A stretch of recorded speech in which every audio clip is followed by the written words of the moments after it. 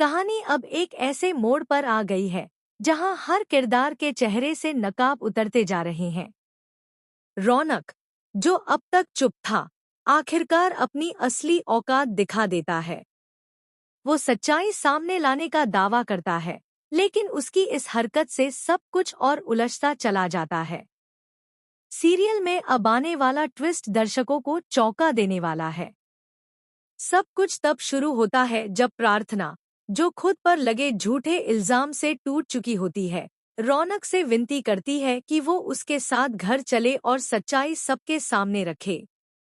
वो जानती है कि अगर सच सामने नहीं आया तो उसकी इज्जत और रिश्ते दोनों खत्म हो जाएंगे।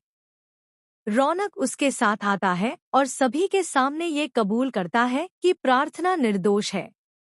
वो बताता है कि जिस दिन प्रार्थना उससे मिलने आई थी, उसने उसे थप्पड़ मारा था क्योंकि वो शिवांश से प्यार करती है और उसके लिए कोई झूठ बर्दाश्त नहीं करेगी। ये सुनकर शिवांश अंदर से हिल जाता है। उसकी आंखों में आंसू आ जाते हैं, क्योंकि वो जानता है कि प्रार्थना ऐसा कुछ नहीं कर सकती। लेकिन जब लगने लगता है कि सब ठीक हो जाएगा, तब कहानी में आता है सबसे बड़ा मोड़। सोनालिका, जो शुरू से ही प्रार्थना से जलती है, अचानक बीच में टपकती है और कहती है, सिर्फ रौनक की बात से तुम सच मान लोगे? अब मेरी बारी है तुम्हें असली सच सुनाने की। वह सबके सामने एक ऑडियो रिकॉर्डिंग चलाती है जिसमें पायल और रौनक आपस में बातचीत कर रहे होते हैं। उसमें पायल कहती है, तुम और प्रार्थना एक दूसरे से प्यार करते हो, फिर झूठ क्यों बोल रहे हो? और रौनक जवाब देता है, मुझे झूठ बोलना पड़ेगा, क्योंकि बात प्रार्थना की इज्जत की है। ये सुनकर वहां मौजूद हर कोई हैरान रह जाता है। प्रार्थना की तो जैसे सांसें ही रुक जाती हैं। उसे समझ नहीं आता कि ये सब क्या हो रहा है। वो चिल्लाकर कहती है, मैं रौनक जी से प्यार नहीं करती। ये सब झूठ है, लेकिन माहौल ऐसा बन चुका होता है कि उसकी कोई बात कोई नहीं सुनता। यहाँ तक कि शिवांश भी गुस्से से भर उठता है। जब प्रार्थना ऑडियो बंद करना चाहती है, शिवांश सख्ती से कहता है, मुझे पूरा सुनना है। प्रार्थना टूट जाती है।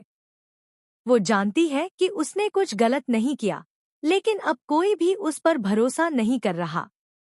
उसकी आंखों में दर्द है, पर उसका आत्मविश्वास अभी भी जिंदा है। वो खुद को निर्दोष साबित करने की ठान लेती है।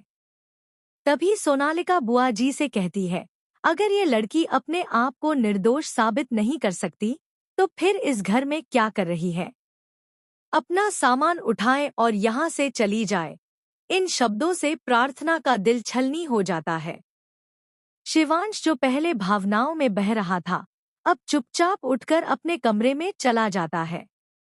प्रार्थना पीछे से बस इतना कहती है, थोड़ा वक्त और दो, मैं खुद को सही साबित करके रहूंगी।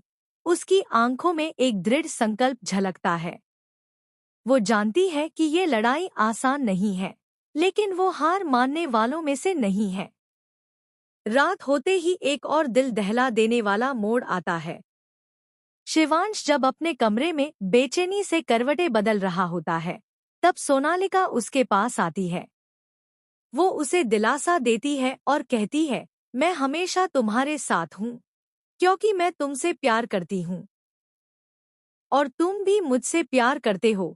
शिवांश थोड़ा सा भावुक होता है, लेकिन उसके दिल में प्रार्थना के लिए कुछ महसूस होता है, जिससे वह खुद भी इनकार नहीं कर पा रहा। शिवांश की स्थिति बेहद उलझी हुई है। वो जानता है कि प्रार्थना गलत नहीं हो सकती, लेकिन उसके सामने रखे गए सबूत इतने